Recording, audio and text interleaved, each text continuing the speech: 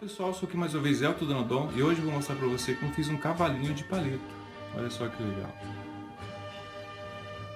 Top, né? Esse cavalinho foi feito para colocar na carrocinha Faroeste que eu fiz no vídeo anterior.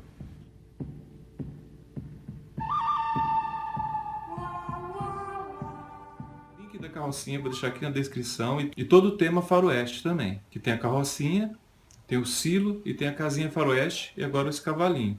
E se você gostou, não esquece aqui embaixo no botão se inscreva, dá aquela força pra gente, curte, compartilha nas suas redes sociais e não esqueça de ativar o sininho, porque isso é muito importante para você não perder nenhum vídeo da próxima vez. E é isso aí, vamos lá.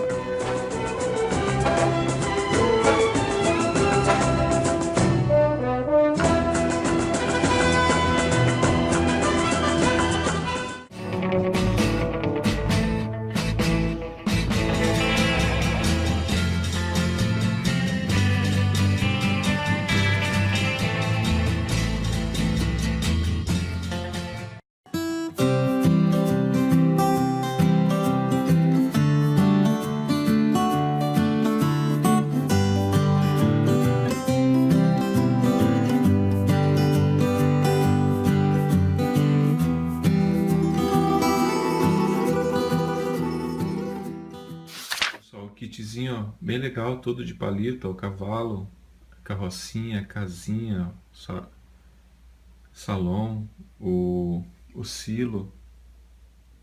Ó, e vai vir mais coisas por aí, viu?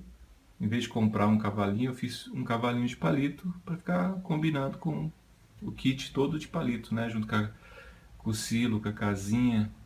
Aqui eu usei uma sacola dessa daqui, ó, um saco, na verdade. Aqueles de batata, saco de cebola, sei lá. Ó. Para fazer essa parte do cavalinho. Aqui eu usei um palito de churrasco, só para fazer a cordinha lá pro hominho que fica puxando o cavalo. É um palito de churrasco bem fininho. Eu deixei bem fininho o palito. E é isso aí, ó. Ficou bem legal mesmo. Aqui, ó, você vem aqui no celular aqui, ó. Pesquisa Elton Donadon. Se inscreva no canal e ative o sininho. E é isso aí, pessoal. Dá aquela força pra gente.